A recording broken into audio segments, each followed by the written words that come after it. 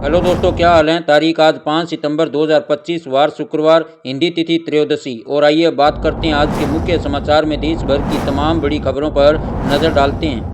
बारिश और बाढ़ से बिगड़े हालात का जायजा लेने केंद्रीय कृषि मंत्री शिवराज सिंह चौहान कल पंजाब दौरे पर थे। उन्होंने कहा कि प्रधानमंत्री नरेंद्र मोदी ने उन्हें पंजाब भेजा है ताकि वह जमीनी हालात का सीधा आकलन कर सके। उन्होंने कहा कि पंजाब हमेशा देश की सेवा में सबसे आगे रहा है। आज जब राज्य बाढ़ की त्रासदी से जूझ रहा है, तब केंद्र सरकार हर संभव मदद करेगी। उन्होंने भरोसा दिलाया कि संकट की इस घड़ी में केंद्र सरकार पंजाब के साथ खड़ी है। उन्होंने बताया कि केंद्र सरकार की 2 टीमें पहले ही पंजाब पहुंच चुकी है। ये टीमें अलग अलग विभागों के अधिकारियों के साथ नुकसान का आकलन कर रिपोर्ट तैयार करेगी, जिसे प्रधानमंत्री और केंद्र सरकार को सौंपा जाएगा। इसके बाद उन्होंने बाढ़ प्रभावित गांवों का दौरा भी किया। इस दौरान वे बाढ़ प्रभावित क्षेत्र अजनाला पहुंचे। यहाँ वे किसानों से मिले। किसानों ने उन्हें खराब हुई फसलों के बारे में बताया। चलिए अगली खबर देखते हैं। पीएम मोदी ने गुरुवार को कहा कि हमने आज़ादी के बाद अब तक का सबसे बड़ा फैसला लिया है। कांग्रेस बच्चों की टॉफी पर भी टैक्स लेती थी। लोगों के घर का बजट बिगड़ा हुआ था। उन्होंने कहा कि समय पर बदलाव के बिना हम अपने देश को आज की वैश्विक स्थिति में उसका उचित स्थान नहीं दिला सकते। चलिए अगली खबर देखते हैं। उद्योग मंत्री पीयूष गोयल ने जीएसटी सुधारों को परिवर्तनकारी करार दिए। उन्होंने कहा कि इसका फार्मा से लेकर हमारे एमएसएमई तक अनेक क्षेत्रों को लाभ होगा। यह कदम 2047 तक विकसित भारत बनाने की यात्रा में आने वाले महीनों और वर्षों में बहुत महत्वपूर्ण भूमिका निभाएगा। चलिए अगली खबर देखते हैं। वित्तीय क्षेत्र के विशेषज्ञों ने जीएसटी सुधारों को विकास के लिए सकारात्मक बताया है। उनका मानना है कि यह अमेरिकी टैरिफ से होने वाले कुछ नुकसान की भरपाई कर सकता है। नेशनल स्टॉक एक्सचेंज के एमडी और सीईओ आशीष कुमार चौहान ने जीएसटी सुधारों को एक ऐतिहासिक कदम बताया। उन्होंने कहा कि इन सुधारों से निश्चित रूप से आर्थिक विकास दर में और भी सुधार होगा। चलिए अगली खबर देखते हैं। कृषि और डेयरी क्षेत्र ने जीएसटी कानून के ढांचे में किए गए बदलावों को जमकर सराहा है। इंडस्ट्री से जुड़े लोगों ने प्रमुख कृषि इनपुट और डेयरी उत्पादों पर जीएसटी दरों को कम करने के सरकार के फैसले का स्वागत किया है और इसे बढ़ती इनपुट लागत व मौसम की अनिश्चितताओं से जूझ रहे किसानों के लिए बड़ी राहत का है। जीएसटी परिषद की ओर से उर्वरकों, जैव कीटनाशकों, कृषि उपकरणों और डेयरी उत्पादों पर दरों में कटौती के कदम से किसानों की आय में तो वृद्धि होगी, इसके साथ साथ उपभोक्ताओं को भी पौष्टिक भोजन अधिक किफायती दर पर उपलब्ध हो सकेगा।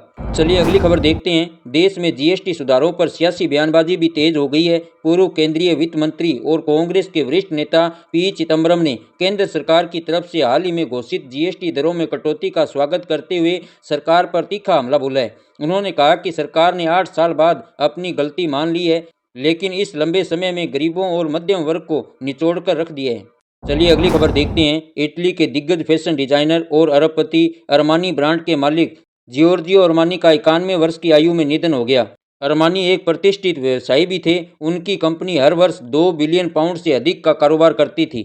चलिए अगली खबर देखते हैं। पश्चिमी बंगाल विधानसभा में गुरुवार को बंगाली प्रवासियों पर हो रहे अत्याचारों पर चर्चा के दौरान जमकर हंगामा हुआ। मुख्यमंत्री ममता बनर्जी प्रस्ताव पर बोल रही थी, तभी विपक्ष यानी भाजपा ने नारेबाजी शुरू कर दी। भाजपा विधायक 2 सितंबर को विपक्ष के नेता शुवेंदु अधिकारी के निलंबन का विरोध कर रहे थे। टीएमसी विधायकों ने इन्हें रोकने की कोशिश की। जब विपक्ष के विधायक वेल तक पहुंच गए तो स्पीकर विमान बनर्जी ने अव्यवस्था फैलाने के आरोप में भाजपा के चीफ व्हिप शंकर घोष को विधानसभा से सस्पेंड कर दिया। घोष के बाहर जाने से इनकार करने पर मार्शलों को बुलाया गया और शंकर घोष को घसीटकर सदन से बाहर निकाला गया। बाहर निकालते समय वो गिरकर बेहोश हो गए और उन्हें एम्बुलेंस से अस्पताल ले जाया गया। घोष के अलावा 4 अन्य भाजपा विधायक अग्निमित्र पोल, मिहिर गोस्वामी, बंकिम घोष और अशोक डिंडा को भी सदन से निलंबित कर दिया गया है। वहीं स्पीच के दौरान सीएम ममता बनर्जी ने मोदी चोर और वोट चोर के नारे लगाए। चलिए अगली खबर देखते हैं। सुप्रीम कोर्ट ने हिमाचल प्रदेश, जम्मू कश्मीर, उत्तराखंड और पंजाब में बारिश से हो रही तबाही पर चिंता जताई है। कोर्ट ने गुरुवार को कहा कि यह सिर्फ प्राकृतिक आपदा नहीं बल्कि इंसानों का पैदा किया गया संकट है।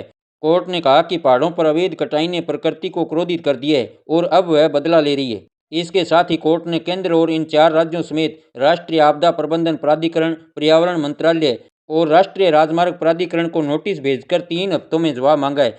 साथ ही केंद्र से ठोस कदम उठाने को कहा है।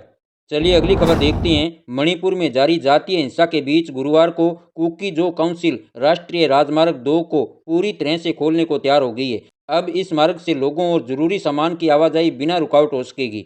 गृह मंत्रालय के मुताबिक कुकी जो काउंसिल सुरक्षा बलों के साथ NH2 पर शांति बनाए रखने में सहयोग करेगी। यह हाईवे मणिपुर को नागालैंड और पूर्वोत्तर से जोड़ने वाली जीवन रेखा है, जो मई 2023 में भड़की मैतेई और कुकी समुदायों की हिंसा के बाद से बंद था। चलिए अगली खबर देखते हैं। बिहार विधानसभा चुनाव की घोषणा इलेक्शन कमीशन अक्टूबर में कर सकता है। अक्टूबर के पहले या दूसरे हफ्ते के शुरुआती दिनों में बिहार विधानसभा चुनाव की घोषणा हो सकती है। सूत्रों के मुताबिक 2 या 3 चरणों में बिहार में वोटिंग संभव है और नवंबर महीने में बिहार में मतदान होगा। जानकारी के मुताबिक दुर्गा पूजा और दशहरा के बाद बिहार में चुनाव की घोषणा की जाएगी। आयोग छठ पूजा के बाद बिहार में मतदान की तारीख की घोषणा करेगा। 5 से 15 नवंबर तक मतदान और 20 नवंबर को मतगणना की तारीख तय हो सकती है। चुनाव आयोग 22 नवंबर की डेडलाइन से पहले बिहार में चुनाव की प्रक्रिया संपन्न करेगा। चलिए अगली खबर देखते हैं। दिल्ली में यमुना का पानी शहर के अंदर घुस गया है। गुरुवार को शहर के कई इलाकों में 3 से 4 फीट तक पानी भर गया। म्यूर विहार फेज 1 में बाढ़ प्रभावित लोगों के लिए बने राहत शिविरों में यमुना का पानी भर गया। अलीपुर में नेशनल हाईवे 44 पर फ्लाई ओवर का एक हिस्सा धंस गया। तो वहीं मध्य प्रदेश के उज्जैन में शिप्रा का जल स्तर बढ़ने से घाट किनारे मंदिर डूब गए हैं। उनके गुंबद तक पानी आ रहा है। रतलाम में रेलवे स्टेशन पर प्लेटफार्म नंबर 4 पानी में डूब गया। तो वहीं राजस्थान में दौसा जिले के कई इलाकों में गुरुवार को बारिश हुई। अजमेर में JLN हॉस्पिटल और मेडिकल कॉलेज पानी में आधा डूब गए। तो वहीं पंजाब के सभी 23 जिलों में बाढ़ आ गई है। 1655 गांवों में 3,55,000 से भी ज़्यादा लोग प्रभावित हैं। 1 अगस्त से 3 सितंबर तक बाढ़ में अब तक 37 लोगों की मौत हो गई है। तो वहीं उत्तर प्रदेश के पीलीभीत में 25 गांव और मथुरा में 6 गांव बाढ़ में डूब गए हैं। आगरा में यमुना का पानी ताजमहल तक पहुंच गया है। तो वहीं हरियाणा के भी कई इलाके बाढ़ में डूबे हैं और राज्य में अब तक 11 लोगों की मौत हुई है। हिमाचल प्रदेश के कुल्लू में गुरुवार सुबह लैंडस्लाइड में 2 घर ढह गए। इसमें एक व्यक्ति की मौत हो गई और 6 लोग अंदर फंस गए। चलिए अगली खबर देखते हैं। कर्नाटक कैबिनेट ने 4 सितंबर को राज्य निर्वाचन आयोग से पंचायत और शहरी निकाय चुनाव बैलेट पेपर से कराने की सिफारिश की है। कानून मंत्री HK पाटिल ने बताया कि EVM पर जनता का विश्वास कम होने के कारण यह कदम उठाया गया है। आपको बता दें कि कर्नाटक में स्थानीय निकाय चुनाव 2021 से पेंडिंग है। सुप्रीम कोर्ट के निर्देश पर बेंगलुरु निगम चुनाव 2026 की शुरुआत में संभव होंगे। सरकार ग्राम पंचायत चुनाव में राजनीतिक पार्टी चिन्हों के उपयोग पर भी विचार कर रही है। चलिए अगली खबर देखते हैं। इंदौर के महाराजा यशवंतराव अस्पताल में 2 बच्चों की मौत को कांग्रेस सांसद राहुल गांधी ने हत्या कहा है। राहुल गांधी ने सोशल मीडिया प्लेटफॉर्म X पर लिखा कि इंदौर में मध्य प्रदेश के सबसे बड़े सरकारी अस्पताल में 2 नवजात शिशुओं की चूहों के काटने से मौत। यह कोई दुर्घटना नहीं, यह सीधी सीधी हत्या है। यह घटना इतनी अमानवीय और असंवेदनशील है कि इसे सुनकर रूह भी कांप जाए। चलिए अगली खबर देखते हैं। मध्य प्रदेश के पूर्व मुख्यमंत्री और राज्यसभा सांसद दिग्विजय सिंह ने प्रधानमंत्री नरेंद्र मोदी को लेकर कहा कि खुद को सनातनी हिंदू कहने वाले मोदी जी ने अपनी मां के देहांत पर मुंडन तक नहीं कराया। उन्होंने मीडिया से चर्चा करते हुए कहा कि नरेंद्र मोदी जी, आपने कितनी सेवा की माता जी की। आप अपने आप को सनातनी हिंदू कहते हैं, लेकिन जब आपकी माता जी का देहांत हुआ तब आपने मुंडन भी नहीं कराया। फिर आप दूसरों को सेवा और संस्कार का पाठ कैसे पढ़ा सकते हैं। चलिए अगली खबर देखते हैं। हिमाचल प्रदेश के चंबा में मणि महेश यात्रा पर निकले 4 श्रद्धालुओं की डेड बॉडी कुगती ट्रैक पर फंसी हुई है। इन्हें निकालने के लिए एक विशेष टीम गठित की गई है। इस दल में पुलिस, होमगार्ड, माउंटेनियरिंग दल और स्थानीय लोगों को शामिल किया गया है। स्थानीय प्रशासन पिछले 4 दिनों से इन शवों को बरमौर तक लाने की कोशिश कर रहा है, लेकिन लगातार हो रही बारिश और खराब मौसम इसमें बाधा उत्पन्न कर रहा है। वहीं बरमौर में फंसे 450 श्रद्धालु चंबा पहुंच जाएंगे। चंबा से सभी श्रद्धालुओं को सरकार HRTC की बसों में अपने अपने गंतव्य को भेजेगी। चलिए अगली खबर देखते हैं। हरियाणा के भिवानी कोर्ट परिसर में गुरुवार की दोपहर फायरिंग हो गई। 2 युवक आए और वहां मौजूद 3 दोस्तों पर ताबड़तोड़ गोलियां चला दी। गोली लगने से एक युवक लहूलुहान होकर वहीं गिर पड़ा, जबकि उसके 2 दोस्तों ने किसी तरह अपनी जान बचाई। इसके बाद हमलावर वहां से भाग गए। सूचना मिलते ही पुलिस मौके पर पहुंच गई। इससे पहले कोर्ट परिसर में मौजूद लोगों ने तुरंत ही घायल को उठाकर ऑटो से सिविल अस्पताल पहुंचाया।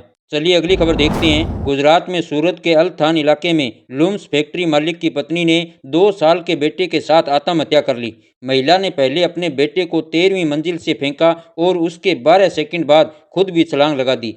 मां बेटे की लाशें सोसाइटी में स्थापित गणेश पंडाल से सिर्फ 20 फीट की दूरी पर पड़ी थी। वारदात बुधवार शाम की है, जिसका CCTV फुटेज अब सामने आया है। चलिए अगली खबर देखते हैं। हरियाणा की टिकटॉक स्टार और बीजेपी नेता सोनाली फोगाट की मौत मामले में परिवार को झटका लगा है। गोवा की कोर्ट ने आरोपी सुखविंदर सिंह को विदेश जाने की इजाज़त दे दी है। सुखविंदर का पासपोर्ट पहले कोर्ट में जमा था, जिसे उसे लौटा दिया जाएगा। चलिए अगली खबर देखते हैं। पटना में सड़क हादसे में 5 दोस्तों की मौत हो गई। बुधवार रात 1 बजे उनकी कार चलते ट्रक में पीछे से जा घुसी। हादसा इतना भीषण था कि कार ट्रक के अंदर घुस गई। ट्रक के ड्राइवर को इसका पता भी नहीं चला।